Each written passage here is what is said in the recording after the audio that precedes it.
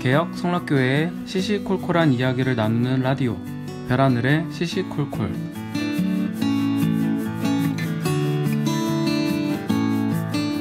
안녕하세요, 별하늘입니다. 이 방송은 현재 우리 교회 개혁 이야기 그리고 성도분들의 다양한 이야기들을 나누며 함께 소통하는 라디오입니다. 네, 여러분, 지난주에 한번 약간 결방이라고 해야 될까요? 휴방이라고 해야 될까요? 방송을 한번 못했었는데, 그때 제가 이제 시험 기간이어가지고, 물론 저는 이제 시험은 안 보고 다 이제 대체하는 레포트로 써서 이렇게 하긴 했는데, 어쨌든 한 학기의 마지막 마무리하느라 조금 바빴습니다. 그래서 이제 다음 편을 이제 해야겠다 하고 이제 종강을 하고 왔어요. 그래서 또 이제 여러 가지 얘기를 준비했는데, 이 얘기를 하기 전에 이번에 좀 시급한 일이 하나 터져가지고요. 뭐 시급하다고 해서 그렇게 막 급한 거는 아니고 뭐 물리적 충돌이 있었던 뭐 그런 것도 아닌데요. 사실은 이제 법적인 일이 하나 생겼습니다. 이게 어디서 있었냐면은 지금 원래 우리 교회에서 가장 화두가 되고 있는 두 지역 예배당이 있었잖아요. 한 군데가 이제 금천이고 다른 한 군데가 구리인데, 네, 이번 법적인 일이 금천에서 좀 있었습니다. 이거를 좀 이렇게 얘기하는 이유가, 이게 지금 제가 이렇게 녹음하고 있는 시간 기준으로 하면 바로 어제, 그러니까 2018년 12월 21일 금요일에 이제 금천 예배당을 둘러싸고 두 건의 가처분 결정문이 이렇게 동시에 나왔어요. 이제 그 중에 하나가 이제 우리 개혁 교회 측에서 저 옆 동네에다가 신청을 한 거고요. 다른 하나는 이제 옆 동네에서 반대로 이제 우리 개혁 성도분들한테 신청한 거거든요. 근데 이제 이게 둘 다 결정이 나왔어요. 근데 이게 보니까 지금까지 저희가 봤던, 그리고 제가 좀 설명드리고 했었던 여러 가지 가처분 결정문이랑 좀 달랐어요. 그래서 이번에 저도 좀 새로 알아보게 됐는데요. 그랬는데 이제 뭐 그게 뭐가 다른지, 뭐 다르다면 뭐가 다른지 뭐 그런 것도 모른 채 이제 보니까 옆 동네에서 그냥 뭐 뭣도 모르고 막 신나가지고 이렇게 선전을 돌리고 있다, 좀 그런 제보를 받게 됐습니다. 그래서 이번에 확인을 해보고 이제 뭐 문제가 있나 해서 제가 당일날 이제 좀 확인을 하고 나서 혹시나 좀 말도 안 되는 오해를 하시는 분들이 있지 않을까, 혹은 뭐 필요 없는 걱정을 하시는 또 분들이 있지 않을까 싶어서 이렇게 급하게 좀 설명을 드리게 됐습니다. 제가 준비한 이야기는 여러 가지가 있는데 그거는 다음번으로 좀 미루도록 하고요. 이번에는 이 얘기를 좀 먼저 하도록 하겠습니다. 네, 이 별식골 방송 말고도 이제 제 블로그에도 요 일에 대해서 이제 설명한 글이 있어요. 그래서 이 방송을 듣고 이제 궁금하시면 이제 더 찾아보셔도 좋습니다. 근데 뭐 여기나 뭐 블로그 글이나 내용은 거의 같고요. 이제 블로그로 가시면은 뭐 제가 조금 이따가 말씀드릴 어떤 내용을 뭐 제가 직접 캡처한 게 올려져 있다거나 아니면 조금 더 이제 눈에 보이게 이렇게 해놨다거나 그 정도 차이니까요. 네, 보실 분들은 또 보시고 또 들으실 분들은 들으시면 되겠습니다. 네, 어쨌든 서로는 여기까지만 하고 바로 팩트 체크를 좀 시작을 해 보겠습니다. 이번에 이제 결정문이 나온 두 가처분이 이제 서로 연결이 돼 있어요. 물론 이제 내용적으로는 연결이 당연히 돼 있죠. 뭐 저쪽에서 우리 뭐 하지 마라, 뭐 우리도 저쪽에 뭐 하지 마라 돼 있는데, 이제 여기서 연관돼 있다는 거는 이제 그런 의미가 아니라요. 이제 실제로 이 두 건을 함께 묶어가지고 이제 결정문을 낸 거예요. 그러니까 오늘이 아니죠. 이제 어제군요. 두 가처분 결정문이 이제 같은 날 동시에 나왔다는 점에서도 이제 이걸 좀 알 수가 있는데요. 그러니까 지금까지는요, 이제 가처분 되게 많이 나왔잖아요.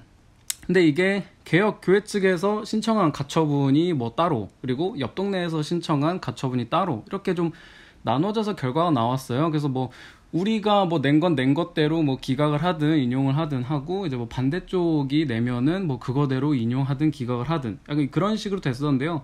이번에는 그 두 신청을 묶어서 좀 하나의 결정을 묶어서 이제 내린 겁니다. 그러니까 두 개의 결론이 거의 비슷해요. 그러니까 왜일까요?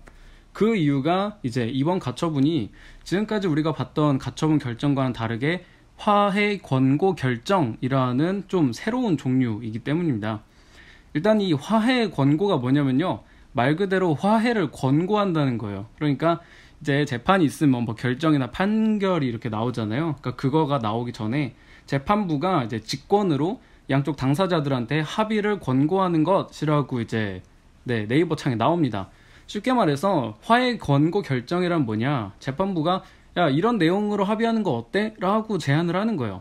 그러니까 뭐 형사소송에서도 예를 들어서 둘이 싸워가지고 뭐 서로 폭행으로 고소해서 갔다. 그러면은 이제 뭐 경찰이나 뭐 검찰 쪽 검사분이나 이렇게 해서 먼저 일단 합의를 이렇게 하라고 할 수 있냐 해봐라 이렇게 하잖아요. 그러니까 이렇게 화해 권고 결정 이것도 마치 형사소송에서 그렇게 합의를 하라고 이렇게 먼저 하듯이 여기서도 이제 민사소송에서도 합의를 권하는 걸로 이렇게 볼 수가 있어요. 그러니까 지금까지 우리가 봐온 가처분 결정들이랑은 조금 성격이라고 해야 될까요? 뭐 속성이라고 해야 될까요? 그게 좀 다르다고 할 수가 있어요. 그래서 제가 이제 뭐 결정됐다라고 좀 말하지 않고 조금 다르게 뭐 결정문이 나왔다 이런 식으로만 좀 얘기를 하고 있는 거예요. 그러면은 이번 결정문에 대해서 좀 세 가지를 우리가 그럼 확인을 할 필요가 있는데요. 먼저 하나는 그러면 합의하라고 뭐 내용을 제안을 했으면 그 내용이 뭔가, 그리고 두 번째는 이제 옆 동네에서 얘기한 대로 이게 뭐 기각이거나 인용이거나 그건가, 그거에 대해서도 좀 생각을 해봐야겠고요. 이제 마지막 세 번째로 그럼 그게 뭐 확정이 된 건가, 그거에 대해서도 볼 필요가 있겠죠. 네, 먼저 첫 번째로 그러면 합의하라고 제안한 내용이 뭐냐라고 하면, 먼저 옆 동네에서는 야, 우리 신청은 인용됐고 니네 건 기각됐어 막 이렇게 선전을 해요. 그래서 막 증거랍시고 이제 뭐 자기네가 받은 거겠죠. 그 결정문에 결정사항이라고 써있는 부분을 이제 막 캡처를 해가지고 막 보여줘요. 보니까 막 노란색인가 뭐 형광펜 같은 걸로 막 밑줄도 열심히 친 것 같은데, 근데 이제 앞서 이제 설명드렸듯이 이번 결정은 화해 권고 결정이에요. 즉 이제 결정사항의 내용이, 그게 이름은 결정사항이지만 그 법원이 야 이렇게 해라 라고 그냥 정해버린 게 아니라 이렇게 하는 거 어떤가 하고 이제 제안을 하는, 그러니까 권한 내용이에요. 그러니까 그러면은 정말로 개혁교회 측의 신청은 기각이 되고 뭐 옆 동네 신청은 인용되었을까, 이거를 봤을 때 혹시 결정문을 직접 구해서 또 읽어보신 분들은 아시겠지만, 그리고 이제 혹시 또 궁금하신 분들은, 그러니까 결정문 못 봤지만 궁금하신 분들은 이제 아까도 말씀드린 제 블로그 글에는 제가 직접 캡처를 이렇게 해놔서 올려놨어요. 그래서 보시고 확인하시면 되는데요. 그러니까 양쪽에 그 결정문에 기재되어 있는 그 결정사항 내용이 거의 똑같아요. 그러니까 표현상의 뭐 몇 가지 차이를 제외하고는 대부분의 내용이 똑같아요. 그냥 뭐 채무자들은 아래의 각 행위를 하거나 제3자로 하여금 이와 같은 행위를 하게 하여서는 아니 된다. 이 말은 둘 다 완전 토시 하나 안 틀리고 똑같고요. 뭐 서로 예배당을 출입하는 것을 막거나 예배하는 것을 방해하지 말아라. 아니면 뭐 또 채권자들은 채무자들에 대한 나머지 소송을 모두 취해야 한다. 뭐 소송 비용 뭐 각자 부담한다. 뭐 이런 내용이 거의 뭐 다 똑같이 써 있어요. 심지어 이제 양쪽에서 서로 이제 간접강제라고 해서 이거 안 지키면 이제 좀 벌금처럼 내게 하는 그런 것도 같이 신청을 하는데, 그건 아예 빼버리고 딱 서로 방해하지 마, 서로 정해진 예배만 드려, 딱 이 얘기만 이렇게 하고 있거든요. 그러면 내용이 서로 동일하다. 내용이 서로 동일한데 한쪽은 인용이라고 보고 한쪽은 기각이라고 보고 할 수 있을까요? 그건 아닌 거예요. 그러니까 이렇게 양쪽의 내용이 이제 법원이 적어준 결정사항이 거의 동일하다. 이 이유가 뭐냐?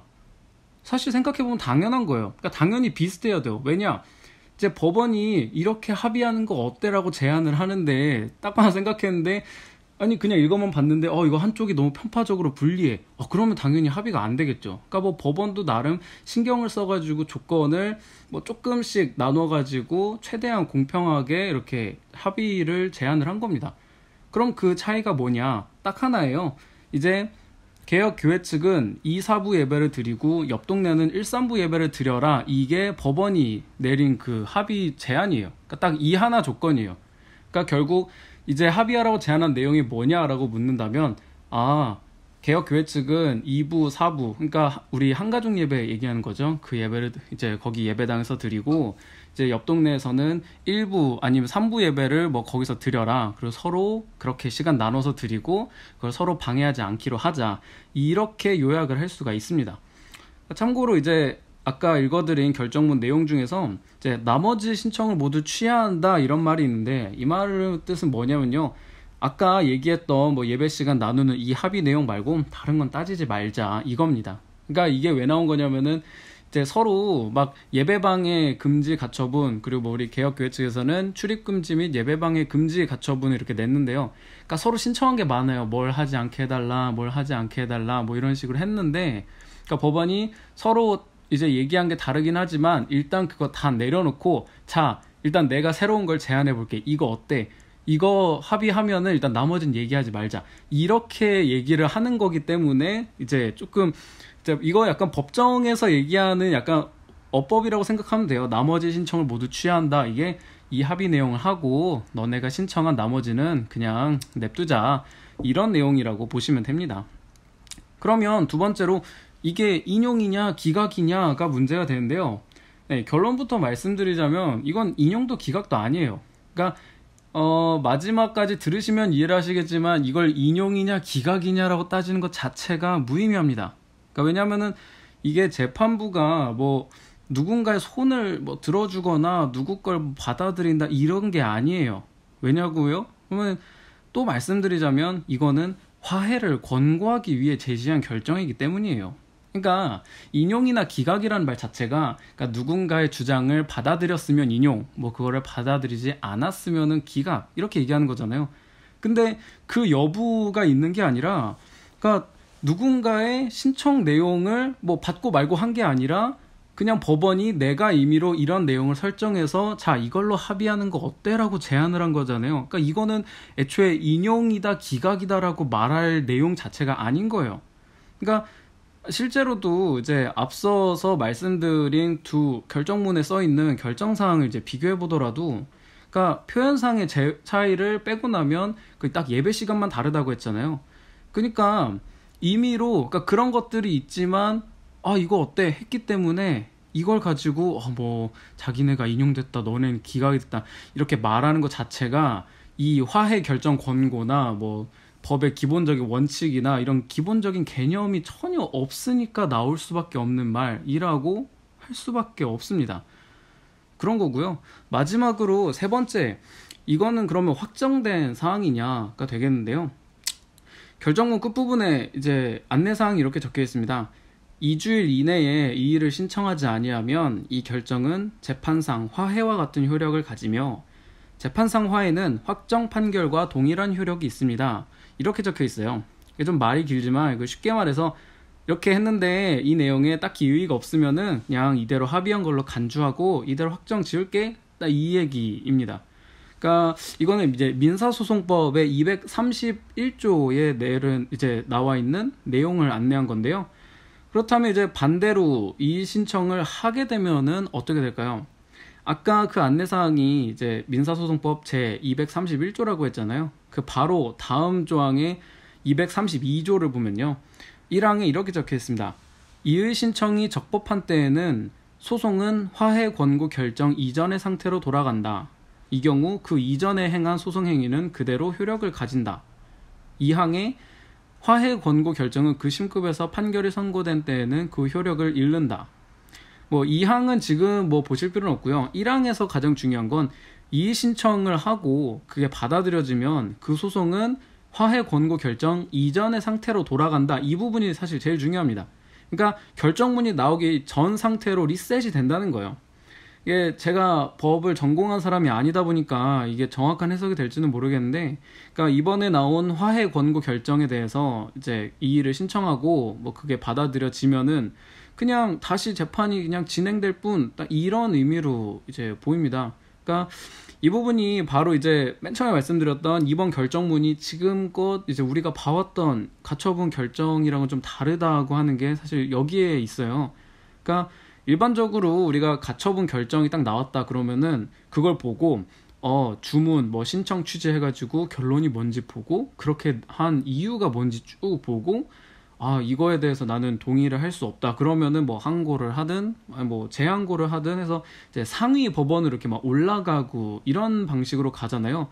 근데 이번 결정은 이제 화해 권고 결정이라는 좀 다른 종류의 결정이라서 그냥 여기다가 이의 신청을 해갖고 이게 받아들여지면 뭐 상위법은 이게 아니라 그냥 이 결정 자체를 없었던 것으로 하고 그냥 재판을 계속 진행을 하는 그런 점에서 좀 차이가 있습니다. 그러니까 짧게 말해서 이번 결정문은 뭘 어떻게 하라고 정해준 게 아니라 이렇게 해볼래? 라고 하는 법원의 어떤 합의 제한, 그러니까 그 이상도 그 이하도 아닌 거예요. 그러니까 이걸 두고 뭐 인용이 됐다느니 기각이 됐다느니 뭐 이게 뭐 승소했느니 패소했느니 하는 것 자체가 이거 뭐 설레발치거나 아니 뭐 진짜 이거 무지의 소치라고 해야 되나요? 정말 모르니까 하는 말이라고 할까요? 그런 말이 있죠. 뭐 무식하면 용감하다고. 어쨌든 그런 겁니다. 그러면 이제 좀 이렇게 설명을 좀 드렸었는데 이번 일을 결국 세 줄로 요약하면, 요즘 사람들이 이제 세 줄 요약 되게 좋아하더라고. 세 줄로 요약하면 뭐가 되냐? 첫 번째, 이번 금천에서의 가처분 결정문은 일반적인 결정이 아닌 화해를 권고하는 결정이다. 두 번째, 이는 법원이 임의로 조건을 제시해서 합의를 제한한 것으로 이의를 제기하면 이건 리셋되는 거다. 없는 게 되는 거다. 그리고 마지막으로 세 번째, 즉 이번 결정문은 인용도 기각도 승소도 패소도 아니다 이겁니다. 그럼 이제 이렇게 생각하실 분들이 있을 거예요. 뭐야, 그럼 뭐 아무것도 아니잖아. 생각해 보시면 네, 그게 맞습니다. 아무것도 아니에요. 그럼 아무것도 아닌데 왜 이렇게 설레발치냐? 그건 저도 궁금합니다. 왜 그런 건지 모르겠어요. 그래서 제가 곰곰이 생각해 봤거든요.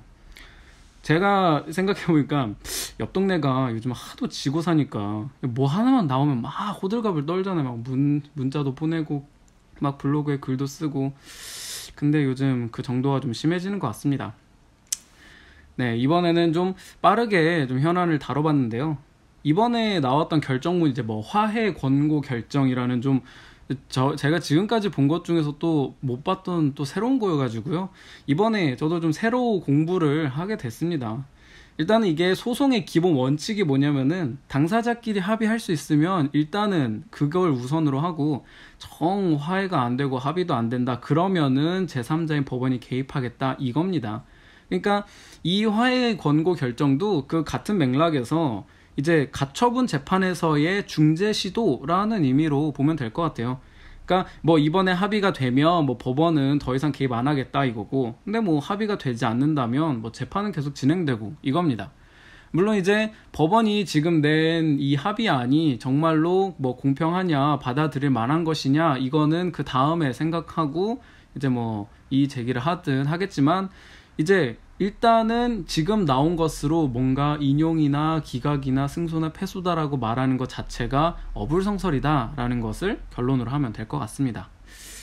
네, 저는 이제 어떤 법적인 결과가 나오면은 일단은 제일 먼저 하고 싶은 게 그거 결정문의 판결문 좀 보여줘봐. 저는 그 말을 제일 먼저 해요. 일단은 제 눈으로 보고 확인을 해봐야지 무슨 말이든 좀 들을 수 있을 것 같거든요. 사실 우리가 지금까지 교회에서 배운 게 뭐였습니까? 이것이 그러한가요? 날마다 성경을 상고함으로잖아요. 물론 성경을 상고하는 것도 정말 중요하지만 요즘같이 공부할 게 참 많은 시대에는 성경도 정말 열심히 찾아보면서 다른 여러 가지도 공부해야 되는 시대인 것 같아요. 어쨌든 옆 동네는 맨날 호들갑을 떨지만 우리 개혁 성도 여러분들은 앞으로 뭐 법적으로든 다른 걸로든 어떤 상황이 좀 벌어지더라도 자세히 그리고 정확하게 알아보고 객관적으로 생각하는 태도를 가졌으면 좋겠습니다. 우리는 옆 동네랑 다르잖아요. 그리고 그것뿐만이 아니라 그래야만 우리가 이제 우리 교회를 위해서 기도할 때 더 정확하고 진실된 기도를 할 수 있지 않을까 합니다. 네, 오늘의 이야기가 마음에 드셨나요? 그러면 구독과 좋아요 한 번씩 부탁드립니다. 그리고 카카오톡 풀친으로도 별하늘의 시시콜콜 검색하면 플러스 친구 나오는데요. 저번에 한번 홍보를 드린 뒤로 되게 많은 분들이 친구 추가를 해주셔서 정말 좋습니다. 사연을 보내주신 분들께 이제 추첨을 통해서 성심카페에 맛있는 커피를 보내드릴 예정이니까요. 많은 사연 부탁드립니다. 그래서 친구 추가하셔서 안내도 받으시고 사연 제보도 많이 부탁드릴게요. 네, 그럼 여러분 다음에 또 만나요.